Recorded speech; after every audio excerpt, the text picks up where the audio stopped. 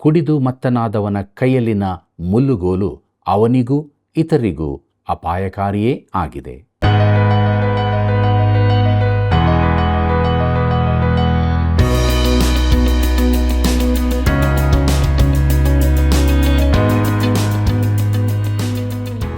ಆತ್ಮೀಯ ಮಿತ್ರರೇ, ದೇವರು ನಮಗೆಲ್ಲರಿಗೂ ಅನುಗ್ರಹಿಸಿದ ಈ ಅಮೂಲ್ಯವಾದ ಸತ್ಯವೇದ ಅಧ್ಯಯನ ಕಾರ್ಯಕ್ರಮಕ್ಕಾಗಿ ಆತನಿಗೆ ಸ್ತೋತ್ರವಾಗಲಿ. ಜ್ಞಾನೋಕ್ತಿಗಳು ನಮ್ಮ ಜೀವಿತಕ್ಕೆ ಹಾಗೂ ಆತ್ಮೀಯ ಅಭಿವೃದ್ಧಿಗೆ ಎಷ್ಟು ಪೂರಕವಾಗಿದೆ. ಮೂಢನ ಬಾಯಿಗೆ ಮಾತು ಸಿಕ್ಕಿದರೆ ಏನಾಗಬಹುದು? ದೇವರ ಎದುರಿನಲ್ಲಿ ಬುದ್ಧಿ ಸೀಮಿತದಲ್ಲಿರುವವರು ಯಾರು?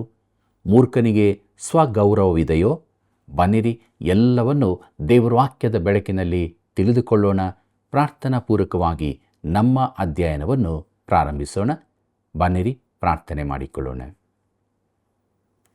ಪ್ರೀತಿ ಸ್ವರೂಪನಾದ ದೇವರೇ, ನಿನ್ನ ಕೃಪೆಯಿಂದ ನಿನ್ನ ಅನ್ಯೋನ್ಯತೆಯಲ್ಲಿ ನಿನ್ನ ವಾಕ್ಯವನ್ನು ಧ್ಯಾನ ಮಾಡುವುದಕ್ಕೆ ನಮಗೆ ಕೊಟ್ಟಂಥ ಅಮೂಲ್ಯವಾದ ಅವಕಾಶಕ್ಕಾಗಿ ನಿನಗೆ ಸ್ತೋತ್ರ. ನೀನೇ ನಮ್ಮ ಸಂಗಡ ಮಾತನಾಡು. ನಿನ್ನ ಜೀವವುಳ್ಳ ವಾಕ್ಯದ ಮೂಲಕವಾಗಿ ನಾವು ಬಲ ಹೊಂದುತ್ತಾ ನೀನು ಪ್ರತಿಷ್ಠಿಸಿದಂಥ ಜೀವವುಳ್ಳ ಮಾರ್ಗದಲ್ಲಿ ಮುಂದೆ ಸಾಗುವುದಕ್ಕೆ ಸಹಾಯ ಮಾಡು. ನಮ್ಮೆಲ್ಲ ವೀಕ್ಷಕ ಬಾಂಧವರು ನಿನ್ನ ಜೀವವುಳ್ಳ ವಾಕ್ಯವನ್ನು ಅಧ್ಯಯನ ಮಾಡುವಾಗ ವಾಕ್ಯದ ಮೂಲಕ ಸಮಾಧಾನ, ಬಿಡುಗಡೆ ಹೊಂದಿಕೊಂಡು ನಿರೀಕ್ಷೆಯ ಜೀವಿತವನ್ನೇ ದಿನಾಲೂ ಜೀವಿಸುವುದಕ್ಕೆ ಸಹಾಯ ಮಾಡು. ನಿನ್ನ ಕೃಪೆ ನಮ್ಮೆಲ್ಲರ ಮೇಲೆ ಇರಲಿ. ಯೇಸುವಿನ ನಾಮದಲ್ಲಿ ಬೇಡಿದ್ದೇವೆ ತಂದೆ, ಆಮೆನ್.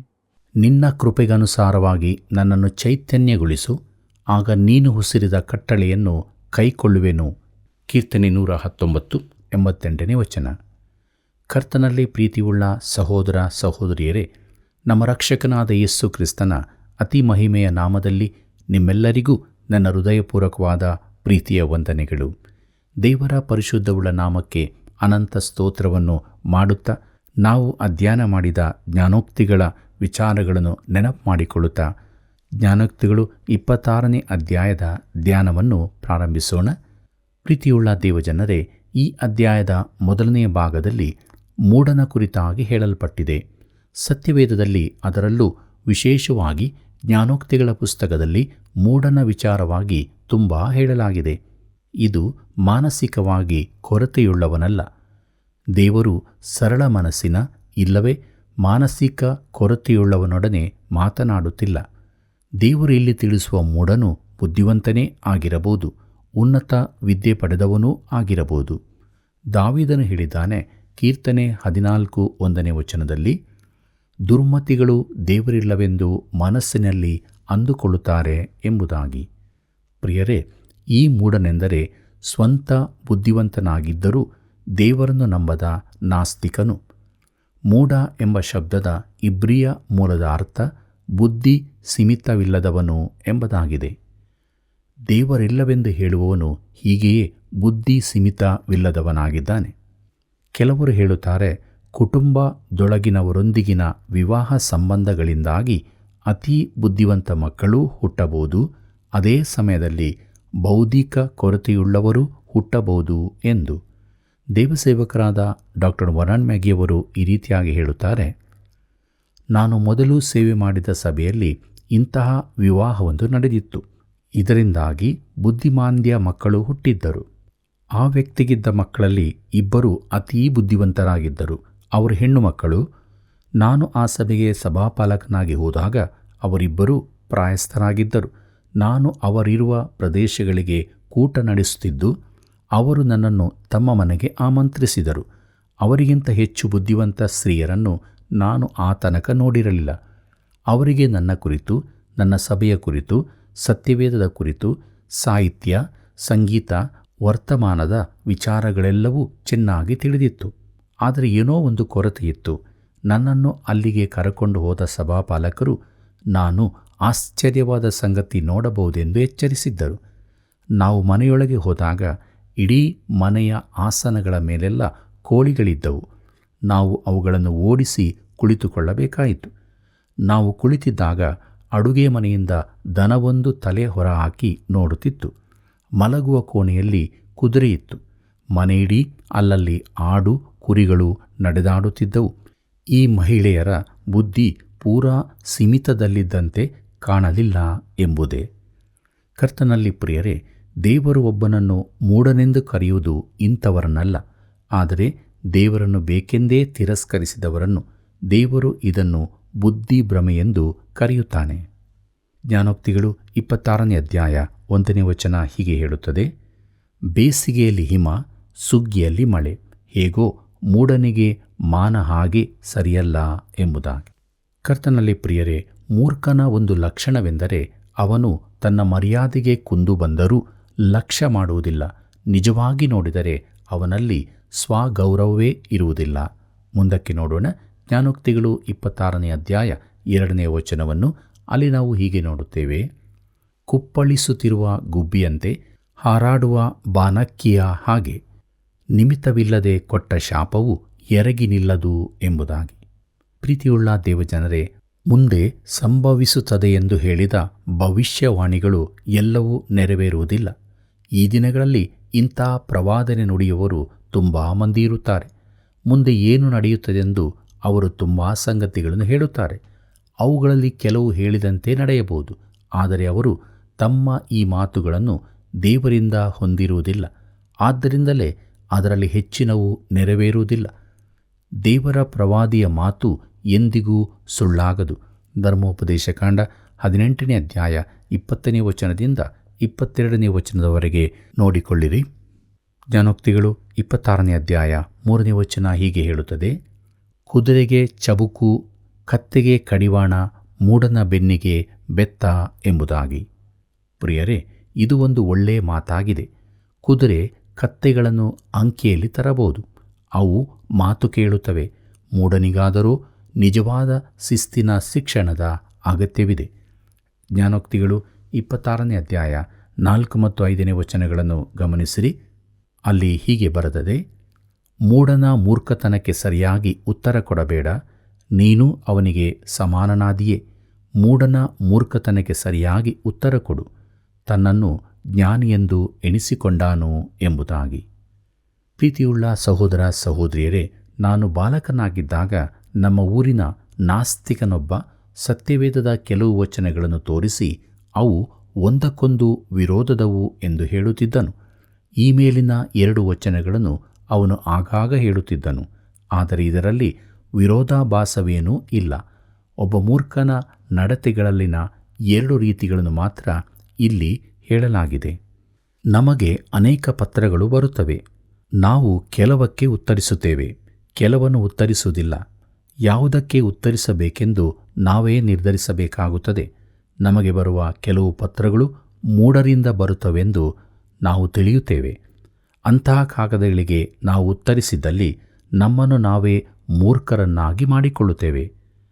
ಪ್ರಿಯ ಮಿತ್ರನೇ, ನೀನು ಮೂರ್ಖನಿಗೆ ಸರಿಯಾಗಿ ನಡೆದರೆ ನೀನೂ ಒಬ್ಬ ಮೂರ್ಖನಾಗುತ್ತಿ. ಇತ್ತೀಚೆಗೆ ನನಗೆ ಒಂದು ಅನುಭವವಾಯಿತು.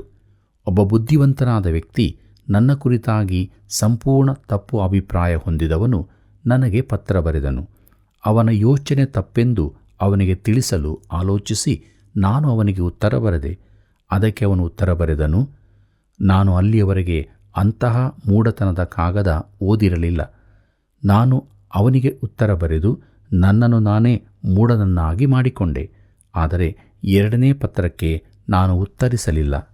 ಈ ನನ್ನ ತೀರ್ಮಾನಕ್ಕೆ ಮೇಲಿನ 4ನೇ ವಚನವನ್ನು ಆಧಾರ ಮಾಡಿಕೊಂಡೆ. ಹೀಗೆ ನಮ್ಮೆದುರು 2 ರೀತಿಯ ಪ್ರತಿಕ್ರಿಯೆಗಳು ಇಡಲ್ಪಟ್ಟಿವೆ. ಯಾವುದನ್ನಾರಿಸಬೇಕೆಂದು ನಾವೇ ತೀರ್ಮಾನಿಸತಕ್ಕದ್ದು. ಜ್ಞಾನೋಕ್ತಿಗಳು 26ನೇ ಅಧ್ಯಾಯ 6ನೇ ವಚನ ಹೀಗೆ ಹೇಳುತ್ತದೆ: ಮೂಢನ ಮೂಲಕ ಮಾತನ್ನು ಹೇಳಿ ಕಳಿಸುವವನು ತನ್ನ ಕಾಲುಗಳನ್ನು ತಾನೇ ಕಡಿದುಕೊಂಡು ಕೇಡನ್ನು ಕುಡಿಯುವವನು ಎಂಬುದಾಗಿ. ಕರ್ತನಲ್ಲಿ ಪ್ರಿಯರೇ, ಯೋಗ್ಯನಲ್ಲದವನ ಮುಖಾಂತರ ಸಂದೇಶ ಕಳಿಸುವುದು ದೊಡ್ಡ ತಪ್ಪಾಗಿದೆ. ಮುಂದಕ್ಕೆ ನೋಡೋಣ. ಜ್ಞಾನೋಕ್ತಿಗಳು 26ನೇ ಅಧ್ಯಾಯ 7ನೇ ವಚನ. ಅಲ್ಲಿ ಹೀಗೆ ಬರೆದದೆ: ಮೂಢನ ಬಾಯ ಜ್ಞಾನೋಕ್ತಿಯು ಜೋಲಾಡುವ ಕುಂಟಕಾಲು ಎಂಬುದಾಗಿ. ಕರ್ತನಲ್ಲಿ ಪ್ರಿಯರೇ, ಈ ಮಾತನ್ನು ಸಾಮ್ಯಗಳ ಅರ್ಥ ವಿವರಿಸುವುದಕ್ಕೂ ನಾನು ಅನ್ವಯಿಸುತ್ತೇನೆ. ಸತ್ಯವೇದದ ಕೆಲವು ಸಾಮ್ಯಗಳನ್ನು ಬುದ್ಧಿವಂತರೆನಿಸಿಕೊಂಡವರೇ ವಿವರಿಸುವ ರೀತಿ ನೋಡಿದರೆ ಮೂರ್ಖನ ಬಾಯಿಯಲ್ಲಿನ ಸಾಮ್ಯ ಎಂಬ ಅನಿಸಿಕೆ ಬರುತ್ತದೆ. ಜ್ಞಾನೋಕ್ತಿಗಳು 26ನೇ ಅಧ್ಯಾಯ 8ನೇ ವಚನ ಹೀಗೆ ಹೇಳುತ್ತದೆ: ಮೂಢನಿಗೆ ಕೊಡುವ ಮಾನವು ಕವಣೆಯಲ್ಲಿಟ್ಟ ಕಲ್ಲಿನ ಹಾಗೆ ಎಂಬುದಾಗಿ. ಪ್ರಿಯರೇ, ಮೂರ್ಖನಿಗೆ ಮಾನವನ್ನು ಕೊಡುವುದೆಂದರೆ ಅವನಿಗೆ ಆಯುಧ ಕೊಟ್ಟಂತೆಯೇ. ಜ್ಞಾನೋಕ್ತಿಗಳು 26ನೇ ಅಧ್ಯಾಯ 9ನೇ ವಚನವನ್ನು ಗಮನಿಸಿರಿ. ಅಲ್ಲಿ ನಾವು ಹೀಗೆ ನೋಡುತ್ತೇವೆ: ಮೂಢನ ಬಾಯಿಗೆ ಸಿಕ್ಕಿದ ಜ್ಞಾನೋಕ್ತಿಯು ಕುಡುಕನ ಕೈಗೆ ಸಿಕ್ಕಿದ ಮುಳ್ಳುಗೋಲಿನ ಹಾಗೆಯೇ ಎಂಬುದಾಗಿ. ಪ್ರೀತಿಯುಳ್ಳ ದೇವಜನರೇ, ಕುಡಿದು ಮತ್ತನಾದವನ ಕೈಯಲ್ಲಿನ ಮುಳ್ಳುಗೋಲು ಅವನಿಗೂ ಇತರರಿಗೂ ಅಪಾಯಕಾರಿಯಾಗಿಯೇ ಆಗಿದೆ. ಮೂರ್ಖನಾದವನು ಬೋಧಕನಾದರೆ ಹೀಗೆಯೇ ಆಗುವುದು. ಅವನು ತನಗೆ ನೋವುಂಟು ಮಾಡಿಕೊಳ್ಳುವುದಲ್ಲದೆ ಕೇಳುವವರಿಗೂ ನೋವುಂಟು ಮಾಡುತ್ತಾನೆ. ಜ್ಞಾನೋಕ್ತಿಗಳು 26ನೇ ಅಧ್ಯಾಯ 10 ಮತ್ತು 11ನೇ ವಚನಗಳನ್ನು ಗಮನಿಸಿರಿ. ಅಲ್ಲಿ ನಾವು ಹೀಗೆ ನೋಡುತ್ತೇವೆ: ಮೂಢರನ್ನೂ ತಿರುಗಾಡುವವರನ್ನೂ ಕೂಲಿಗೆ ಕರೆಯುವವನು ಯಾರಿಗೋ ತಗಲಲಿ ಎಂದು ಬಾಣವನ್ನು ಎಸೆಯುವವನ ಹಾಗೆ. ನಾಯಿ ತಾನು ಕಕ್ಕಿದ್ದನ್ನು ನೆಕ್ಕುವುದಕ್ಕೆ ತಿರುಗಿಕೊಳ್ಳುವ ಹಾಗೆ ಮೂಢನು ತಾನು ಮಾಡಿದ ಮೂರ್ಖತನವನ್ನೇ ಪುನಃ ಮಾಡುವನು ಎಂಬುದಾಗಿ. ಕರ್ತನಲ್ಲಿ ಪ್ರಿಯರೇ, ಇದಕ್ಕಿಂತ ಕಠಿಣ ಮಾತು ಬೇರೆ ಇರಲಾರದು. ಇದು ಅಸಹ್ಯಕರವೂ ಮನಸ್ಸಿಗೆ ಹೇಸಿಗೆ ಹುಟ್ಟಿಸುವಂತಾದೂ ಆಗಿದೆ. ಕಪಟಿಗಳ ಕುರಿತಾಗಿ ಪೇತ್ರನು ಇದೇ ಅಭಿಪ್ರಾಯವನ್ನು ತಿಳಿಸುತ್ತಾನೆ. ಪೇತ್ರನು ಬರೆದ 2ನೇ ಪತ್ರಿಕೆ 2ನೇ ಅಧ್ಯಾಯ 22ನೇ ವಚನ ಹೀಗೆ ಹೇಳುತ್ತದೆ: ನಾಯಿ ತಾನು ಕಕ್ಕಿದ್ದನ್ನು ನೆಕ್ಕುವುದಕ್ಕೆ ತಿರುಗಿಕೊಂಡಿತು ಮತ್ತು ತೊಳೆದ ಹಂದಿ ಕೆಸರಿನಲ್ಲಿ ಹೊರಳುವುದಕ್ಕೆ ಹೋಯಿತು ಎಂಬ ನಿಜವಾದ ಗಾದೆಗೆ ಸರಿಯಾಗಿ ನಡೆದಿದ್ದಾರೆ ಎಂಬುದಾಗಿ. ಪ್ರೀತಿಯುಳ್ಳ ದೇವಜನರೇ, ತಪ್ಪಿಹೋದ ಮಗನು ಹಂದಿಯ ಗೂಡಿನಲ್ಲಿರುವಾಗ ತಾನು ತಪ್ಪಾದ ಸ್ಥಳದಲ್ಲಿದ್ದೇನೆಂದು ತಿಳುಕೊಂಡು ಅಲ್ಲಿಂದ ತನ್ನ ಮನೆಯ ಕಡೆಗೆ ಹೊರಟನು. ಒಂದು ವೇಳೆ ಹಾಗೆ ಬರುವಾಗ ಅವನು ಒಂದು ಹಂದಿ ಮರಿಯನ್ನು ಹಿಡಿದುಕೊಂಡು ಬಂದಿದ್ದರೆ ಆ ಚಿಕ್ಕ ಹಂದಿ ಮರಿಗೆ ಅವನ ತಂದೆಯ ಮನೆ ಇಷ್ಟವಾಗುತ್ತಿರಲಿಲ್ಲ. ಅದು ಹಂದಿಗೂಡಿಗೆ ಹೋಗಲು ಕಾತರಿಸುತ್ತದೆ. ಅದರಂತೆ ಸಭೆಯೊಳಗಿರುವ ಕಪಟಿಗಳೂ ಕೂಡ ಒಂದಲ್ಲ ಒಂದು ದಿನ ಬಹಿರಂಗವಾಗುತ್ತಾರೆ. ಅನೇಕ ಇಂಥವರು ತಾವು ದೇವರ ಮಕ್ಕಳಾಗಿದ್ದೇವೆಂದು ನಟಿಸುತ್ತಾರೆ.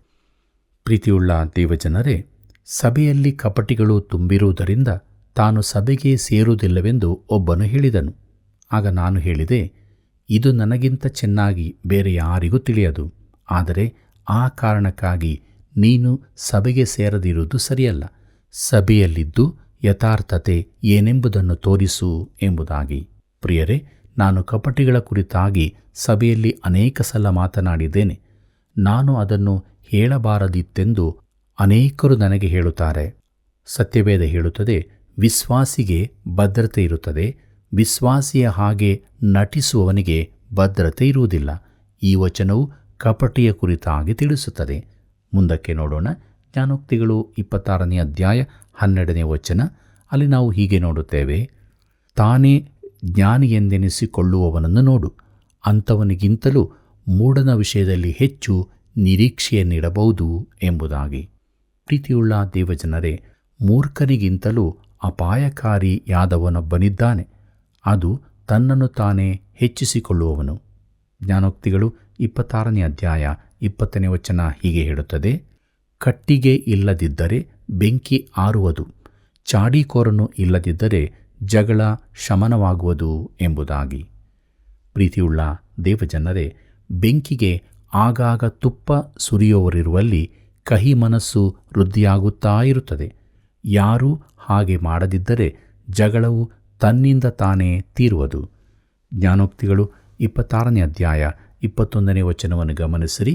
ಅಲ್ಲಿ ನಾವು ಹೀಗೆ ನೋಡುತ್ತೇವೆ: ಕೆಂಡಕ್ಕೆ ಇದ್ದಲು ಊರಿಗೆ ಕಟ್ಟಿಗೆ, ವ್ಯಾಜ್ಯದ ಕಿಚ್ಚನ್ನೆಬ್ಬಿಸುವುದಕ್ಕೆ ಜಗಳಗಂಟಿಗ ಎಂಬುದಾಗಿ. ಪ್ರೀತಿಯುಳ್ಳ ಸಹೋದರ ಸಹೋದರಿಯರೇ, ಕೆಲವರು ಹೊಸ ಸಭೆಗೆ ಸೇರಿದ ಕೂಡಲೇ ಅಲ್ಲಿ ಜಗಳ ಹುಟ್ಟಿಸುವುದಕ್ಕೆ ಕಾರಣರಾಗುತ್ತಾರೆ. ಕರ್ತನ ಸೇವೆಯಲ್ಲಿಯೂ ಇಂಥವರನ್ನು ಕಾಣಬಹುದು. ಅವರು ಯಾವಾಗಲೂ ಕೆದುಕುತ್ತಲೇ ಇರುತ್ತಾರೆ. ಅವರಿಗೆ ದೇವರ ವಾಕ್ಯದ ಕುರಿತು ನಿಜವಾದ ಆಸಕ್ತಿ ಇರುವುದಿಲ್ಲ, ಆದರೆ ಆಸಕ್ತಿಯುಳ್ಳವರಂತೆ ನಟಿಸುತ್ತಾರೆ. ಮುಂದಕ್ಕೆ ನೋಡೋಣ. ಜ್ಞಾನೋಕ್ತಿಗಳು 26ನೇ ಅಧ್ಯಾಯ 22ನೇ ವಚನವನ್ನು. ಅಲ್ಲಿ ನಾವು ಹೀಗೆ ನೋಡುತ್ತೇವೆ: ಚಾಡಿಕೋರನ ಮಾತುಗಳು ರುಚಿಯಾದ ತುತ್ತುಗಳು, ಇವು ಹೊಟ್ಟೆಯೊಳಕ್ಕೆ ಇಳಿಯುವವು ಎಂಬುದಾಗಿ. ಪ್ರೀತಿಯುಳ್ಳ ದೇವಜನರೇ, ಇಂತಹ ಹರಟೆ ಮಾತುಗಳನ್ನು ಕೇಳಲು ಜನರು ಇಷ್ಟಪಡುತ್ತಾರೆ. ಆದರೆ ಅವುಗಳನ್ನು ಅರ್ಥ ಮಾಡಿಕೊಳ್ಳಲು ಅವರಿಂದ ಆಗುವುದಿಲ್ಲ. ಆದರೆ ನಿಜವಾದ ದೇವರ ಮಗುವು ಇಂತಹ ಅಸಹ್ಯ ಸಂಗತಿಗಳನ್ನು ಕೇಳಲು ಇಷ್ಟಪಡುವುದಿಲ್ಲ. ಕಪಟತನದ ಕುರಿತಾಗಿ ಬಹು ದೀರ್ಘವಾದ ಭಾಗ ನಮ್ಮ ಮುಂದಿರುತ್ತದೆ. ಇದು ದೇವಜನರೊಳಗಿರುವ ಕಪಟದ ಕುರಿತಾಗಿ ಇರುತ್ತದೆ. ಜ್ಞಾನೋಕ್ತಿಗಳು 26ನೇ ಅಧ್ಯಾಯ 23ನೇ ವಚನದಿಂದ 28ನೇ ವಚನದವರೆಗೆ ಗಮನಿಸಿರಿ. ಅಲ್ಲಿ ನಾವು ಹೀಗೆ ನೋಡುತ್ತೇವೆ: ಕೆಟ್ಟ ಹೃದಯದಿಂದ ಪ್ರೀತಿಯನ್ನಾಡುವ ತುಟಿಯು ಕೊಟ್ಟಿ ಬೆಳ್ಳಿ ಮುಲಾಮು ಮಾಡಿದ ಮಣ್ಣು ಮಡಿಕೆಯ ಹಾಗೆಯವನು ತುಟಿಯಲ್ಲಿ ಸ್ನೇಹಭಾವವನ್ನು ನಟಿಸುತ್ತಾನೆ, ಅಂತರಂಗದಲ್ಲಿ ಬರೀ ಮೋಸವನ್ನು ಇಟ್ಟುಕೊಂಡಿದ್ದಾನೆ. ಸವಿ ಮಾತನಾಡಿದರೂ ಅವನನ್ನು ನಂಬಬೇಡ. ಅವನ ಹೃದಯದಲ್ಲಿ ಎಷ್ಟೋ ಅಸಹ್ಯಗಳು, ತನ್ನ ಹಗೆಯನ್ನು ವಂಚನೆಯಿಂದ ಮರೆಮಾಚಿಕೊಂಡಿದ್ದರೂ ಅವನ ಕೆಟ್ಟತನವು ಸಭೆಯಲ್ಲಿ ಬಯಲಾಗುವುದು. ಗುಂಡಿಯನ್ನು ತೋಡುವವನು ತಾನೇ ಅದರಲ್ಲಿ ಬೀಳುವನು, ಹೊರಳಿಸುವವನ ಮೇಲೆಯೇ ಕಲ್ಲು ಹೊರಳುವುದು. ಸುಳ್ಳು ನಾಲಿಗೆಯವನು ತಾನು ಬಾಧಿಸಿದವರನ್ನೇ ದ್ವೇಷಿಸುವನು, ಕಪಟದ ಬಾಯಿ ನಾಶಕರ ಎಂಬುದಾಗಿ. ಕರ್ತನಲ್ಲಿ ಪ್ರಿಯರೇ, ಕೆಲವರು ಯೇಸು ಕ್ರಿಸ್ತನ ಮೇಲೆ ನಂಬಿಕೆ ಇಟ್ಟವರೆಂದು ಹೇಳಿಕೊಳ್ಳುತ್ತಾರೆ, ಆದರೆ ನಿಜವಾಗಿ ದೇವರ ಮಕ್ಕಳಾಗಿರುವುದಿಲ್ಲ. ಅವರು ತಾವು ಏನಾಗಿಲ್ಲವೋ ಹಾಗೇ ಇರುತ್ತೇವೆಂದು ನಟಿಸುವುದರಿಂದ ಅವರನ್ನು ನಾವು ಕಪಟಿಗಳೆಂದು ಕರೆಯುತ್ತೇವೆ. ಆದರೆ ಇಂಥವರು ಸಭೆಯ ಒಳಗಾಗಲಿ ಹೊರಗಾಗಲಿ ಇರುವ ಯಥಾರ್ಥವಂತರಿಗೆ ತೊಂದರೆ ಕೊಡಬಾರದು. ಯಾರೂ ಕೂಡ ಚಿಕ್ಕ ಮೌಲ್ಯದ ನೋಟುಗಳನ್ನು ಕೋಟಾ ನೋಟುಗಳಾಗಿ ಮಾಡಿಕೊಳ್ಳುವುದಿಲ್ಲ, ಹೆಚ್ಚು ಮೊತ್ತದವುಗಳನ್ನೇ ಮಾಡಿಕೊಳ್ಳುತ್ತಾರೆ. ನಾವು ಕೂಡ ನಕಲಿ ಕ್ರೈಸ್ತರನ್ನು ಕಂಡು ಆಶ್ಚರ್ಯಪಡಬೇಕಾಗಿಲ್ಲ. ಈ ವಚನಗಳು ಇಂತಹ ನಕಲಿ ಕ್ರೈಸ್ತರ ಕುರಿತಾಗಿ ನಮಗೆ ಎಚ್ಚರಿಕೆ ನೀಡುತ್ತವೆ. ಅಂಥವರು ಎರಡು ಮುಖವುಳ್ಳವರು. ನಿಮ್ಮನ್ನು ಹೊರಗಿನಿಂದ ಹೊಗಳುತ್ತಾರೆ, ಆದರೆ ಹೃದಯದಲ್ಲಿ ನಿಮ್ಮನ್ನು ದ್ವೇಷಿಸುತ್ತಾರೆ. ಕರ್ತನಲ್ಲಿ ಪ್ರಿಯರೇ, ಟ್ಯಾಸಿಟಸ್ ಎಂಬಾತನು ಹೀಗೆ ಹೇಳಿದ್ದಾನೆ: ಜನರು ತಾವು ನೋಯಿಸಿದವರನ್ನು ಹಗೆ ಮಾಡುವುದು ಸ್ವಾಭಾವಿಕ ಎಂಬುದಾಗಿ. ಡಾಕ್ಟರ್ ಐರ್ನ್ಸೈಡ್ ಅವರು ಇದನ್ನು ಹೀಗೆ ಹೇಳುತ್ತಾರೆ: ಇತರರಿಗೆ ನೋವುಂಟು ಮಾಡಿದ್ದೇನೆಂದು ತಿಳಿದರೂ ಅದನ್ನು ಒಪ್ಪಿಕೊಳ್ಳಲು ಸಿದ್ಧವಿಲ್ಲದವನು ತನ್ನ ಹೃದಯದಲ್ಲಿ ಅಂಥವರ ಕುರಿತಾಗಿ ಹಗೆಯನ್ನು ಕೂಡಿಟ್ಟುಕೊಳ್ಳುತ್ತಾನೆ. ತನ್ನ ಈ ಕೆಟ್ಟ ಭಾವನೆಯನ್ನು ಅಡಗಿಸಿಕೊಳ್ಳಲಿಕ್ಕಾಗಿ ಅವನು ಅಂಥವರನ್ನು ಬಾಯಿ ಮಾತಿನಿಂದ ಹೊಗಳುತ್ತಾನೆ, ಆದರೆ ಹೃದಯದಲ್ಲಿ ಯಾವಾಗಲೂ ಅವನ ಕುರಿತಾಗಿ ಕೆಟ್ಟದ್ದನ್ನೇ ಯೋಚಿಸುತ್ತಿರುತ್ತಾನೆ ಎಂಬುದಾಗಿ. ಪ್ರೀತಿಯುಳ್ಳ ದೇವಜನರೇ, ಇಂತಹ ಹೊಗಳುಭಟ್ಟನಾದ ಕಪಟಿಗೆ ಸತ್ಯವೇದದಲ್ಲಿ ಹಾಮಾನನು ಒಳ್ಳೆಯ ಉದಾಹರಣೆಯಾಗಿದ್ದಾನೆ. ಅವನ ಮಾತುಗಳನ್ನು ಗಮನಿಸಿರಿ. ಅವನು ದೇಶದ ರಾಣಿಯ ಜೊತೆಗೆ ಒಂದು ಇಡೀ ಜನಾಂಗವನ್ನೇ ನಾಶ ಮಾಡಲು ಪಿತೂರಿ ನಡೆಸಿದನು. ಅವನು ದುಷ್ಟನಾಗಿದ್ದನು. ಅವನು ಅರಸನನ್ನು ಹೊಗಳುತ್ತಿದ್ದರೂ ಅವನ ಸ್ಥಾನದಲ್ಲಿ ತಾನಿರಬೇಕೆಂದು ಬಯಸುವನಾಗಿದ್ದನು. ಪ್ರೀತಿಯುಳ್ಳ ದೇವಜನರೇ, ಕ್ರೈಸ್ತರೊಳಗೂ ಕಪಟವು ತುಂಬಿರುತ್ತದೆ. ನಾವು ಅದನ್ನು ಗುರುತಿಸಿಕೊಳ್ಳಬೇಕು. ಅದನ್ನು ಅಡಗಿಸಿ ಮುಚ್ಚಿಡುವುದರಿಂದ ಯಾವ ಲಾಭವೂ ಇರುವುದಿಲ್ಲ. ಸಭೆಯಲ್ಲಿರುವಷ್ಟು ಇಂತಹ ಮುಚ್ಚಿಡುವಿಕೆ ಬೇರೆಲ್ಲಿಯೂ ಕಾಣಲಿಕ್ಕಿಲ್ಲ.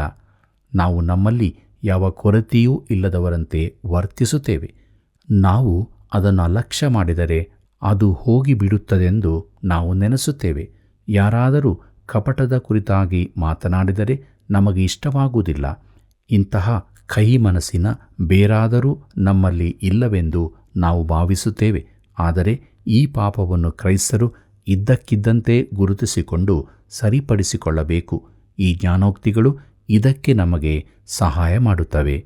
ಕರ್ತನಲ್ಲಿ ಪ್ರೀತಿಯುಳ್ಳ ಸಹೋದರ ಸಹೋದರಿಯರೇ, ನಾವು ಹೇಗಿದ್ದೇವೆ? ಕಪಟಿಗಳಾಗಿ ಕಾಣಿಸಿಕೊಳ್ಳುತ್ತಿದ್ದೇವೆಯೋ? ದೇವರು ನಮ್ಮನ್ನು ಬಲ್ಲನು. ಆತನು ಹೃದಯವನ್ನು ಬಲ್ಲಂತ ಕರ್ತನಾಗಿರುವುದರಿಂದ ದೇವರ ವಾಕ್ಯದ ಬೆಳಕಿನಲ್ಲಿ ನಮ್ಮ ಜೀವಿತವನ್ನು ನಾವು ಪರೀಕ್ಷಿಸಿಕೊಳ್ಳೋಣ. ಒಂದು ವೇಳೆ ನಮ್ಮಲ್ಲಿ ಕಪಟವು ಇರುವುದಾದರೆ ಹಿಂದೆ ಅದನ್ನು ಒಪ್ಪಿಕೊಳ್ಳೋಣ. ಯೇಸು ಕ್ರಿಸ್ತನನ್ನು ಸ್ವಂತ ರಕ್ಷಕನನ್ನಾಗಿ ಅಂಗೀಕಾರ ಮಾಡಿಕೊಂಡು ರಕ್ಷಣೆಯ ಸಂತೋಷದಿಂದ ತುಂಬಿದವರಾಗಿ ಶುದ್ಧ ಹೃದಯವುಳ್ಳವರಾಗಿ ಜೀವಿಸಿ ದೇವರನ್ನು ಘನಪಡಿಸೋಣ. ಹೀಗಾಗುವಂತೆ ದೇವರು ತಾನೇ ಸಹಾಯ ಮಾಡಿ ನಡೆಸಲಿ. ಕರ್ತನ ಕೃಪೆಯು ಸದಾ ನಿಮ್ಮ ಸಂಗಡ ಇರಲಿ. ಪ್ರಿಯರೇ, ದೇವರನ್ನು ಬೇಕೆಂದೇ ತಿರಸ್ಕರಿಸುವವರನ್ನು ದೇವರು ಮೂಢನೆಂದು ಕರೆಯುತ್ತಾನೆ. ನಾವು ಹಾಗಿರಬಾರದು. ದೇವರ ಪ್ರವಾದಿಯ ಮಾತು ಎಂದಿಗೂ ಸುಳ್ಳಾಗುವುದಿಲ್ಲ. ಸುಳ್ಳು ಪ್ರವಾದಿಗಳ ಬಗ್ಗೆ ಎಚ್ಚರವಾಗಿರಬೇಕು. ಆದ್ದರಿಂದ ಹರಟೆ ಮಾತುಗಳಿಗೆ ದೂರವಾಗಿರೋಣ. ದೇವರ ವಾಕ್ಯಕ್ಕೆ ವಿಧೇಯರಾಗಿ ದೇವರನ್ನು ಮಹಿಮೆಪಡಿಸೋಣ. ಪ್ರಿಯ ವೀಕ್ಷಕರೇ, ಹೇಗಿತ್ತು ಸತ್ಯವೇದ ಅಧ್ಯಯನವು? ನೀವು ಆಶೀರ್ವದಿಸಲ್ಪಟ್ಟಿದ್ದೀರಿ ಅಲ್ಲವೇ? ಹಾಗಾದರೆ ಹಿಂದೆ 9845616412 ಮೊಬೈಲ್ ಸಂಖ್ಯೆಗೆ ಕರೆ ಮಾಡಿರಿ. ಈ ಸೇವೆಯನ್ನು ಬೆಂಬಲಿಸಿರಿ. ನಿಮಗೆಲ್ಲರಿಗೂ ತುಂಬು ಹೃದಯದ ಕೃತಜ್ಞತೆಗಳು.